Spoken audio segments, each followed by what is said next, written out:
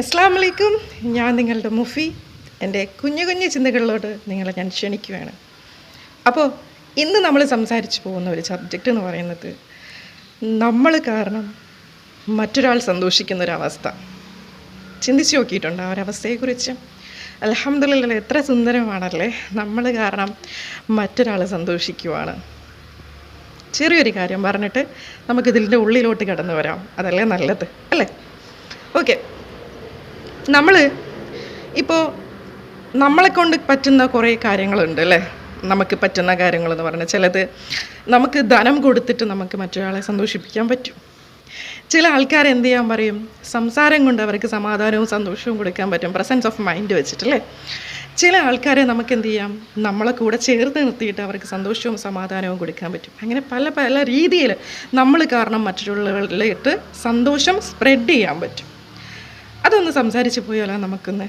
Okay, നമ്മൾ ഈ ദുനിയാവിൽ ചെയ്യുന്ന ഏറ്റവും വലിയ സൽക്കർമ്മങ്ങളിൽ ഒന്ന് എന്ന് പറയുന്നത് തീർച്ചയായും നമ്മൾ പഠിച്ചിട്ടുണ്ട്, അത് മറ്റുള്ളവരെ സഹായിക്കുക എന്ന് പറയുന്ന ഒരു ടേം തന്നെയാണ് അല്ലേ? സഹായിക്കുക എന്ന് പറയുമ്പം നമ്മൾ അവർക്ക് വേണ്ടി മാറ്റി വെക്കുന്ന, അല്ലെങ്കിൽ അവർക്ക് വേണ്ടിയിട്ട് നമ്മൾക്ക് കണ്ടെത്താൻ പറ്റുന്ന ഒരു സമയം, ഞാൻ പറയുന്ന ആ ഒരു സമയമാണ്, അല്ലെങ്കിൽ നമുക്ക് അവർക്ക് വേണ്ടിയിട്ട് മാറ്റി വെക്കാൻ പറ്റുന്ന ആ ഒരു കർമ്മമാണ് അല്ലേ? ചിലർക്ക് വേണ്ടത് ചില സമയങ്ങളിൽ എന്താ, പൈസ തന്നെയാണ്. ആ സമയത്ത് പൈസ തന്നെ വേണം. ആഹാരം വേണ്ട സമയത്ത് ആഹാരം തന്നെയാണ് വേണ്ടത് അല്ലേ? നമുക്ക് നമ്മുടെ ചുറ്റും പല രീതിയിൽ പല ആൾക്കാരും ഉണ്ട്. പലരും ചില സമയങ്ങൾക്ക് നമ്മുടെ മുമ്പിൽ വരുന്നത് എന്തെങ്കിലും ഒന്ന് തരണേ എന്ന് പറഞ്ഞിട്ട് അവർ വരലുണ്ടല്ലേ.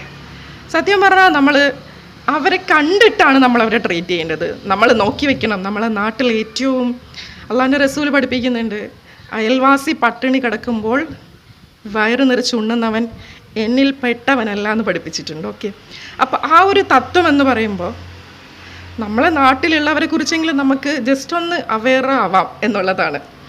നമ്മൾ ഓക്കെയാണ്, അൽഹംദുലില്ലാഹ്, പടച്ചോൻ ഇന്നത്തെ ദിവസം എനിക്ക് കഴിഞ്ഞു പോകാനുള്ള ധനം തന്നിട്ടുണ്ടെങ്കിൽ ഞാൻ ഇന്ന് രാജാവാണ്, അല്ലെങ്കിൽ ഞാൻ ഇന്ന് കിങ്ങാണ്. കാരണം നമ്മളെ ഈ നിൽക്കുന്ന ഒരു അവസ്ഥയിൽ ഇതുപോലും ഇല്ലാത്ത ഒരുപാട് പേര് ഈ ദുനിയാവിൽ ജീവിച്ചിരിക്കുന്നുണ്ട് എന്നുള്ളൊരു ബോധമാണ് ആദ്യം വേണ്ടത്.